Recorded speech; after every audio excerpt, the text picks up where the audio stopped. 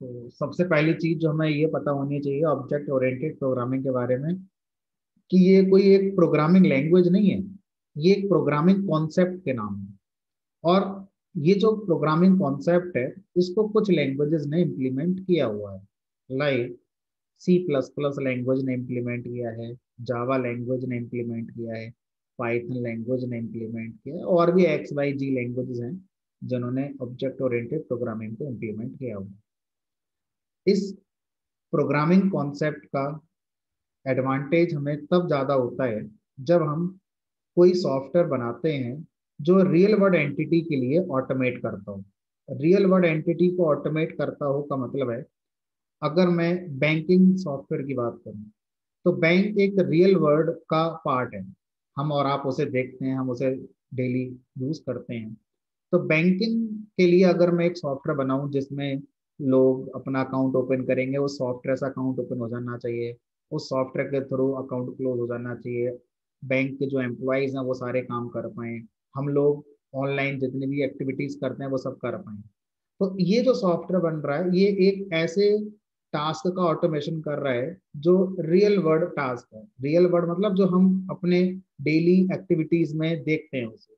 ठीक है, ऐसी एप्लीकेशन को जब कभी बनाया जाता है, तो ऑब्जेक्ट ओरिएंटेड प्रोग्रामिंग से अगर हम बनाते हैं तो हमें सिंप्लिसिटी होती है, क्योंकि ऑब्जेक्ट ओरिएंटेड प्रोग्रामिंग में जो कॉन्सेप्ट रखे गए हैं वो उन रियल वर्ड्स को ध्यान में रखकर ही रखे गए हैं।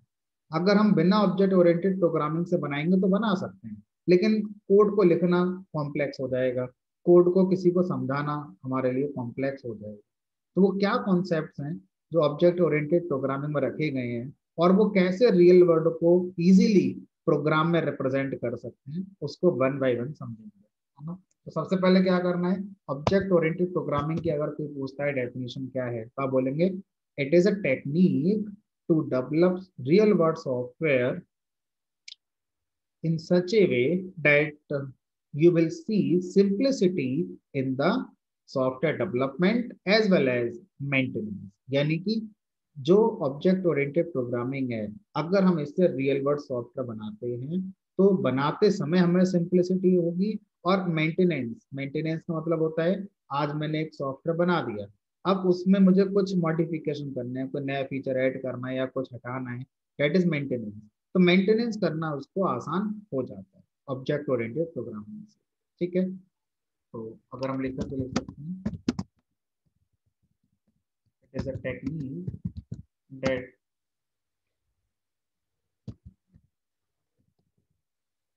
simplify development and maintenance of real world application। For example, कुछ अगर रियल वर्ल्ड एप्लीकेशन की बात करें तो बैंक ऑटोमेशन,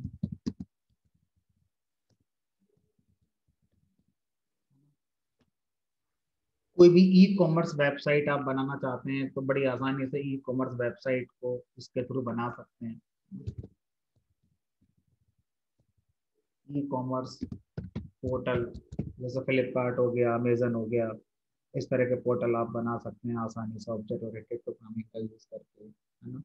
और भी आप बना सकते हैं, लाइक बिलिंग का सॉफ्टवेयर आप बना सकते हैं, बिलिंग एप्लीकेशन। किसी मॉल में जाते हैं तो उसमें जो बिल आपका बनता है, या किसी मेडिकल शॉप के लिए बिलिंग का सॉफ्टवेयर बना सकते हैं, इन्वेंट्री का सॉफ्टवेयर आप बना सकते हैं, इन्वेंट्री मैनेजमेंट का सॉफ्टवेयर आप बना सकते हैं।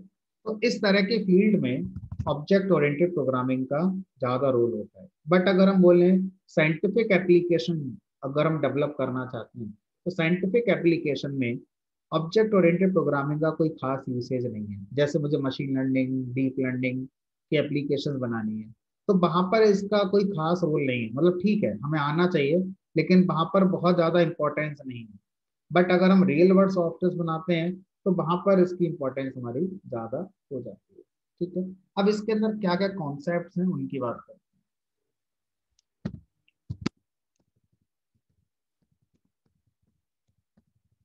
तो भाई some concepts लाइक ऑब्जेक्ट होना चाहिए, क्लास होनी चाहिए, उसके बाद इनहेरिटेंस होना चाहिए, कैप्सुलेशन होना चाहिए, पॉलीमॉर्फिज्म होनी चाहिए, एटसेट्रा। और भी बहुत सारे कॉन्सेप्ट हैं जो हमें बताए गए हैं, जैसे एब्स्ट्रैक्शन हो गया, है ना, कंपोजिशन हो गया। बट मैंने कुछ यहाँ पर लिस्टेड करे हैं जो हमारे ज़्यादातर यूज होते हैं पाइथन प्रोग्रामिंग के अंदर। तो ये जो कॉन्सेप्ट्स हैं, इनको अगर हम कोड में कन्वर्ट करते हैं तो लैंग्वेज टू लैंग्वेज इनका कन्वर्जन होता है। जैसे सी प्लस प्लस अगर मैं पढ़ता हूँ तो सी प्लस प्लस में ऑब्जेक्ट को बनाने का अलग सिंटैक्स है, जावा में अलग है, पाइथन में अलग है। इनहेरिटेंस अगर मैं करना चाहता हूँ तो उसका कोड सी प्लस प्लस में अलग है, जावा में अलग है, पाइथन में अलग है। बट अगर हम कॉन्सेप्ट पे जाएं तो इन तीनों ही लैंग्वेज को जब हम पढ़ेंगे, चाहे सी प्लस प्लस पढ़ें, चाहे जावा पढ़ें, चाहे डॉट नेट पढ़ें, चाहे पाइथन पढ़ें, तो कॉन्सेप्चुअली ये सारे एक ही होते हैं। ऑब्जेक्ट का मीनिंग, क्लास का मीनिंग, इनहेरिटेंस का मीनिंग, ये सबके मीनिंग लगभग एक ही है। तो दो तरह से हमें ऑब्जेक्ट ओरिएंटेड प्रोग्रामिंग को समझना होता है। पहला कॉन्सेप्ट के साथ, और उस कॉन्सेप्ट को रियल वर्ल्ड में हमें समझना होता है कि वो रियल वर्ल्ड में कहाँ है, क्योंकि ये पूरा का पूरा कॉन्सेप्ट दुनिया में जो चीजें अवेलेबल हैं उनको फोकस करके ही बनाया गया। ठीक है। अब रियल वर्ल्ड जितनी भी हमारी एंटिटीज हैं उनमें कहीं ना कहीं आप इन सब चीजों को देखेंगे, इनहेरिटेंस देखेंगे, इनकैप्सुलेशन देखेंगे, पॉलीमॉर्फिज्म देखेंगे। वन बाय वन इनको स्टडी करते हैं और फिर हम पाइथन के अकॉर्डिंग इनका कोड कैसे बनता है उसका डिस्कशन करेंगे। ठीक है, चलिए। तो सबसे पहले बात करते हैं ऑब्जेक्ट। ऑब्जेक्ट की डेफिनेशन क्या है? तो अगर मैं आपसे कहूँ कि जिस लैपटॉप से मैं आपको पढ़ा रहा हूँ वो लैपटॉप बाद में है, पहले वो ऑब्जेक्ट है। और मोबाइल से जब हम बात करते हैं तो जो मोबाइल है वो भी एक ऑब्जेक्ट है, मोबाइल बाद में। मार्कर भी एक ऑब्जेक्ट है, जो पानी की बोतल होती है वो भी एक ऑब्जेक्ट है, जिस चेयर पर आप बैठे हैं, मैं बैठा हूँ, वो भी एक ऑब्जेक्ट है। मैं एक ऑब्जेक्ट हूँ, आप भी एक ऑब्जेक्ट हैं। एक मेट्रो आपको दिखाई देती है, वो मेट्रो भी एक ऑब्जेक्ट है। एक ऑटो आपको दिखाई देता है, वो ऑटो भी ऑब्जेक्ट है। आप रात शाम को जो खाना खाते हैं उसमें चपाती भी एक ऑब्जेक्ट है। आपने कोई फ्रूट देखा, एप्पल देखा, मैंगो देखा, वो भी ऑब्जेक्ट है। तो इस दुनिया में जो भी है सबसे पहले उसको हम क्या कह सकते हैं? ऑब्जेक्ट कह सकते हैं। अब देखो, ऐसा कहने से कब फायदा मिलेगा, है ना? मान लीजिए जो हमारे एस्ट्रोनॉट्स होते हैं, जो हमारा अदर प्लैनेट्स पे जाते हैं, मान लो मंगल ग्रह पे उनको कोई ऐसी चीज नजर आती है जो आज तक उन्होंने इस अर्थ पर नहीं देखी। तो ऐसा कोई भी चीज जो अर्थ पर नहीं है तो उसका तो नाम होगा ही नहीं ना अभी। और मंगल ग्रह पर वो चीज आपको नजर आ जाती है, तो अब वो लोग क्या बोले उसको? उसका नाम तो है ही नहीं। तो यहाँ पर काम आता है ऑब्जेक्ट। वो क्या बोलेंगे कि हमने मंगल ग्रह पे कुछ ऑब्जेक्ट्स देखे। समझ में आ रहा है? ठीक है। तो ऑब्जेक्ट इस रियल वर्ल्ड के किसी भी एंटिटी का सबसे पहला नाम हो सकता है। उसके बाद फिर हम उसको जानते हैं, पहचानते हैं वो क्या है, किस पर्पस के लिए वो आया हुआ है रियल वर्ल्ड में। फिर उसके बाद उसका नाम दे दिया जाता है कि इसको ये कह दो। ठीक है। तो प्रोग्रामिंग लैंग्वेजेस यही कहती हैं कि अगर मान लीजिए आपसे मैं कहूं कि एक,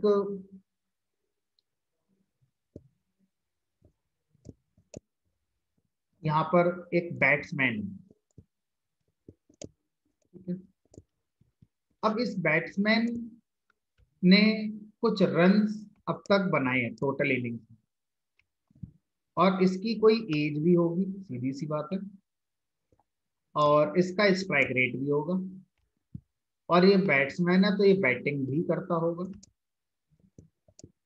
मुझे इस बैट्समैन का ऑटोमेशन करना है, मतलब इसको प्रोग्राम में रिप्रेजेंट करना। जब मैं कहता हूँ ऑटोमेशन करना है इस रियल वर्ल्ड कॉन्सेप्ट का, तो इसका मतलब होता है कि उसके करस्पॉन्डिंग मुझे कोड बनाना है। तो अगर मैं किसी भी प्रोग्रामिंग लैंग्वेज, अगर मैं पाइथन का ही एग्जांपल लूँ, मुझे इस बैट्समैन के रन दिखाने, मान लो इसने अब तक अपनी लाइफ में 10,000 रन बनाए, तो 10,000 ये इंटीजर या फ्लोट टाइप की वैल्यू होगी। तो मैं एक वेरिएबल ले सकता हूँ अपने प्रोग्राम के अंदर जिसका नाम मैंने रन कर दिया, जिसकी वैल्यू मैं 10,000 कर दूंगा। हो गया ऑटोमेशन। इसी को ऑटोमेशन कहते हैं, इससे ज्यादा कुछ नहीं। एज मान लो इस बैट्समैन की 32 है, तो एज नाम से एक वेरिएबल बना देते हैं। हो गया ऑटोमेशन। 32 dot dot dot. इसी तरह से अब बैटिंग।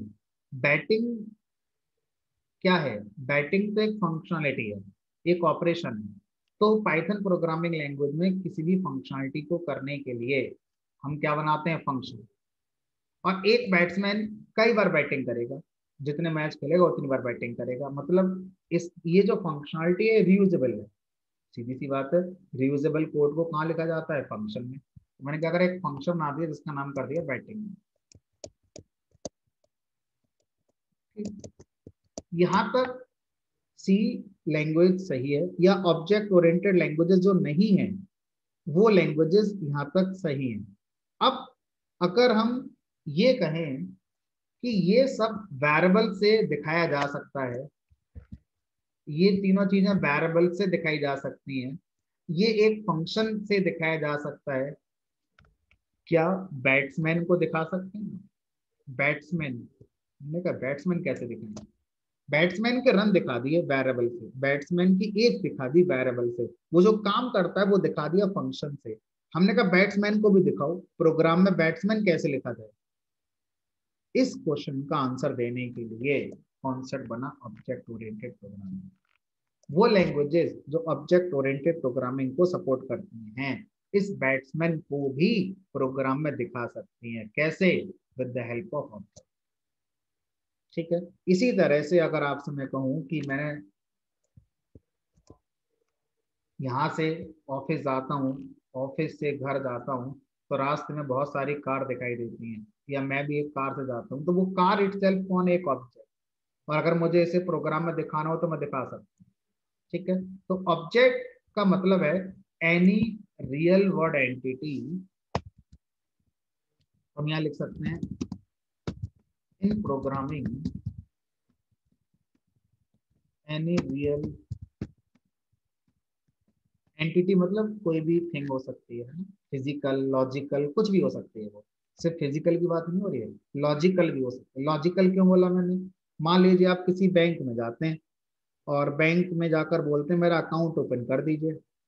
अब बैंक वाले ने आपका अकाउंट ओपन कर दिया। अब आप कह रहे हैं लाओ मैं अपने घर ले जाऊंगा अकाउंट अपना। क्या दे वो आपको?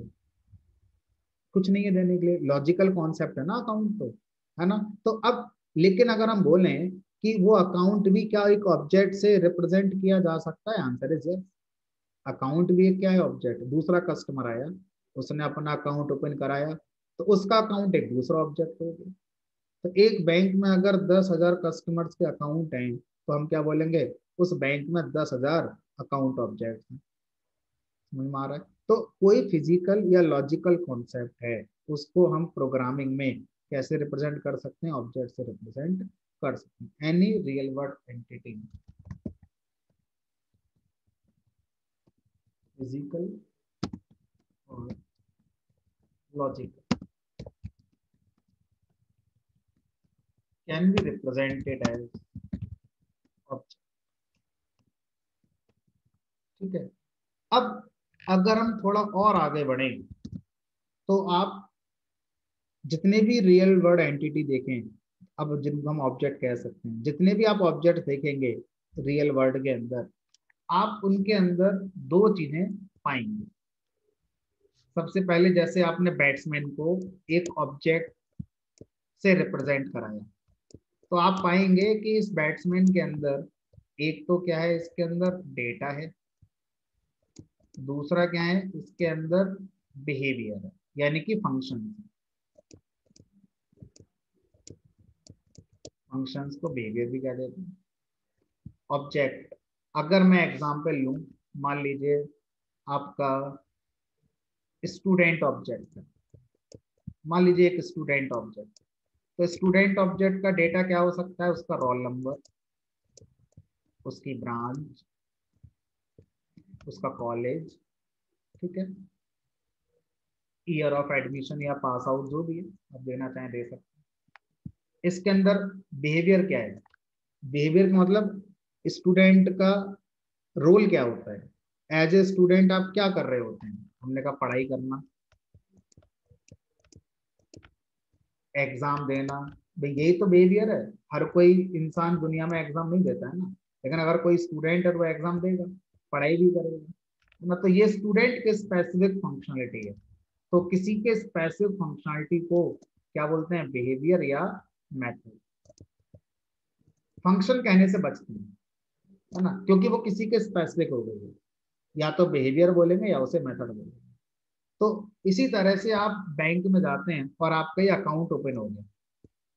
अब इस बैंक के अकाउंट में, जिसको आप ऑब्जेक्ट कह रहे हैं अकाउंट के लिए, इसके अंदर भी तो डेटा होगा, बैलेंस, अकाउंट का टाइप, करंट अकाउंट है, सेविंग अकाउंट है, कौन सा अकाउंट है ना, ब्रांच, किस ब्रांच में ओपन है आपका, बैंक का नाम, फंक्शनलिटी, बिहेवियर, क्यों आपने अकाउंट को ओपन कराया, अमाउंट को डिपॉजिट करने के लिए, आप जब चाहे अमाउंट डिपॉजिट कर सकते हैं, विड्रॉ करने के लिए, ठीक है, किसी को ट्रांसफर भी कर सकते हैं, ठीक है। तो ये क्या है, इसके बिहेवियर, किसी भी अकाउंट ऑब्जेक्ट के ये बिहेवियर हो गए और वो इसके डेटा मेंबर। तो इसी तरह से इस रियल वर्ल्ड में आप जितने भी ऑब्जेक्ट को देखेंगे, जैसे मोबाइल ऑब्जेक्ट, तो मोबाइल ऑब्जेक्ट डेटा क्या है, उसका कलर, उसका ब्रांड, उसका प्राइस, बिहेवियर, उससे कॉल कर सकते हो, है ना, उससे आप मैसेज कर सकते हो, और बहुत सारे बिहेवियर है मोबाइल के, ठीक है।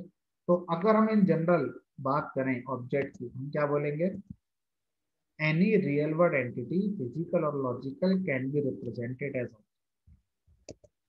दूसरा पॉइंट ले सकते हैं, each object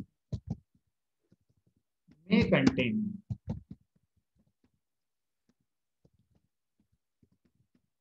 data members and behaviours. Behaviours को क्या बोलते हैं, मैथड, ठीक है। तो ऑब्जेक्ट के बारे में अगर अगला पॉइंट मुझे लिखना हो, तो अगला पॉइंट हम क्या बोलेंगे, अगर हम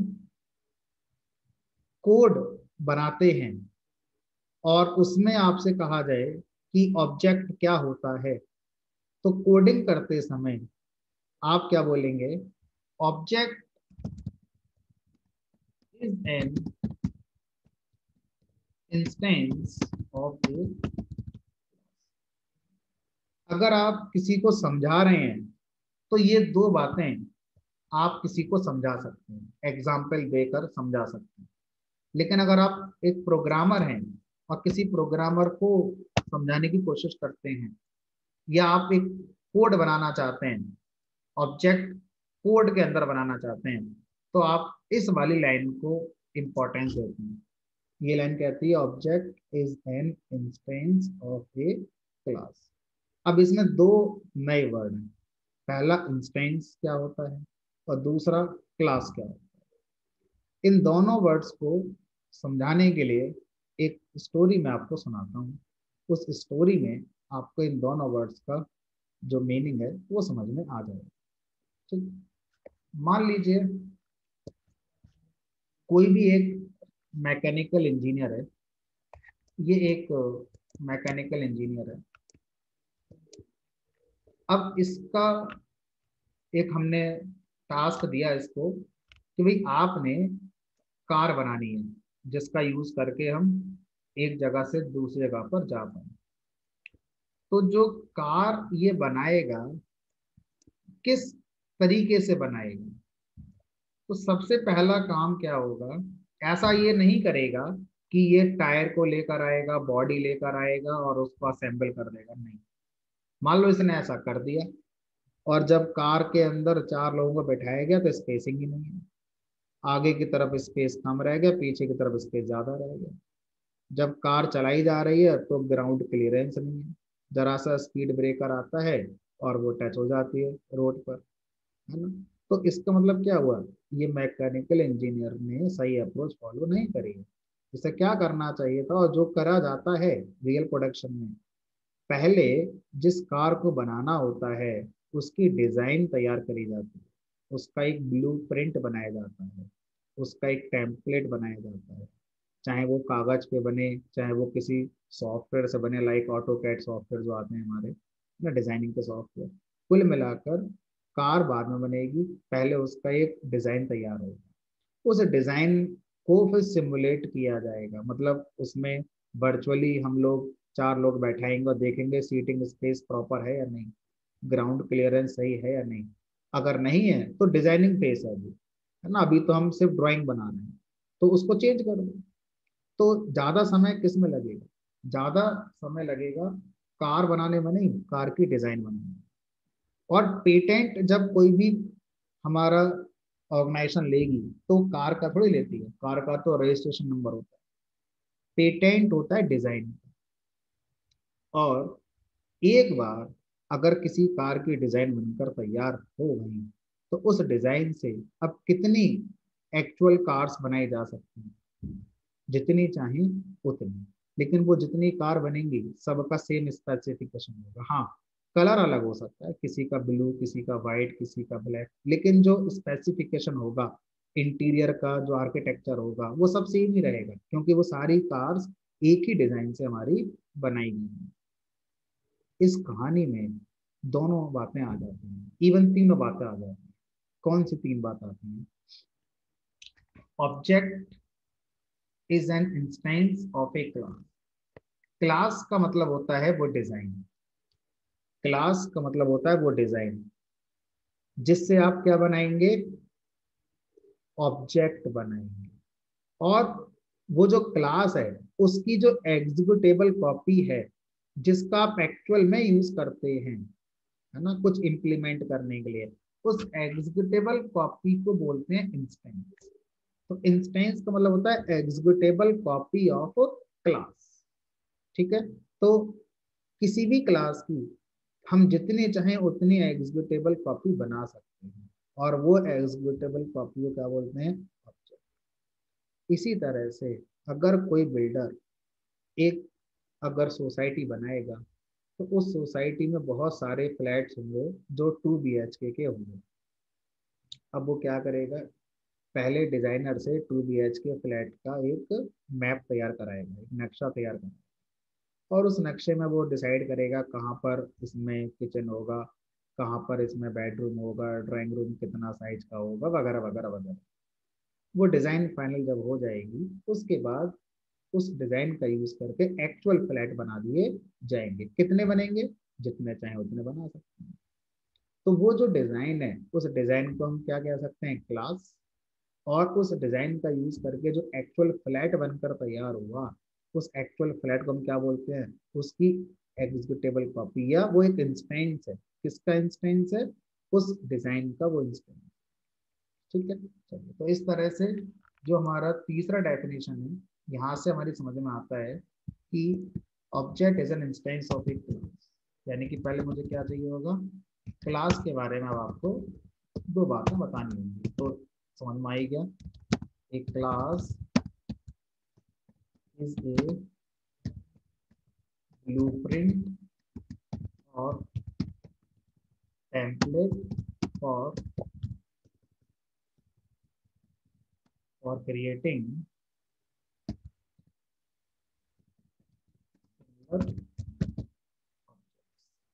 एक जैसे ऑब्जेक्ट्स जब आप बनाएंगे प्रोग्राम में, तो उसको बनाने के लिए हमें पहले डिजाइन बनानी पड़ती है, और उस डिजाइन का नाम होता है हमारा क्लास। ठीक। अब बाकी के जो टॉपिक हैं, जैसे इनहेरिटेंस क्या है, पॉलीमॉर्फिज्म क्या है, इन सब की थ्योरी में आपको अभी नहीं पढ़ा है। मैं चाहूँगा कि पहले मैं आपको ऑब्जेक्ट और क्लास क्या होती है, इनका इम्प्लीमेंटेशन सिखाऊंगा, कोड में कैसे ये बनाया जाता है, पहले कोड में आपको मैं सिखाऊंगा, उसके बाद फिर हम बाकी की थ्योरी भी पढ़ेंगे, है ना? तो अगर हम बात करें सिंटैक्स, लिखें सिंटैक्स टू क्रिएट क्लास। अब हम जो पढ़ेंगे, देखो अभी तक मैंने जो आपको कहानी सुनाई, वो कहानी C++, जावा, .NET, पाइथन सब में एक ही है। अब हम जो पढ़ने जा रहे हैं दैट इज सिंटैक्स। ये पाइथन के स्पेसिफिक है। ये जरूरी नहीं है कि जो सिंटैक्स हम लिखेंगे अब क्लास बनाने का, ये जितनी भी ऑब्जेक्ट ओरिएंटेड लैंग्वेजेस हैं सब में चलेगा। नहीं, सी प्लस प्लस का अपना सिंटैक्स है, जावा का अपना है। कोइंसिडेंटली कुछ चीजें ऐसी नजर आएंगी जो एक जैसी होंगी, बट सबके अपने अपने सिंटैक्स होंगे। ठीक है, तो अगर हम पाइथन का सिंटैक्स देखें तो उसके लिए हमें एक क्लास कीवर्ड दिया है, और इस क्लास कीवर्ड के बाद हमें अपनी क्लास का नाम बताना है। और इस क्लास का ब्लॉक बनेगा, जैसे इफ का ब्लॉक बनता है, फॉर लूप का ब्लॉक बनता है, फंक्शन का ब्लॉक बनता है, उसी तरह से क्लास का भी इंडेंटेड ब्लॉक बनेगा। और इस क्लास के अंदर आप जितने चाहें उतने स्टेटमेंट्स लिख सकते हैं। क्या लिखना होता है क्लास के अंदर सीखेंगे, तो एक हिंट तो मिल ही चुका है। क्लास एक डिजाइन में ब्लूप्रिंट है, तो जो हम क्लास के ऑब्जेक्ट में चाहते होंगे वो सारी बातें हमें कहाँ लिखनी होंगी, इस क्लास के अंदर लिखनी होंगी। चलिए देखते हैं प्रैक्टिकली कैसे हमारा तैयार हो।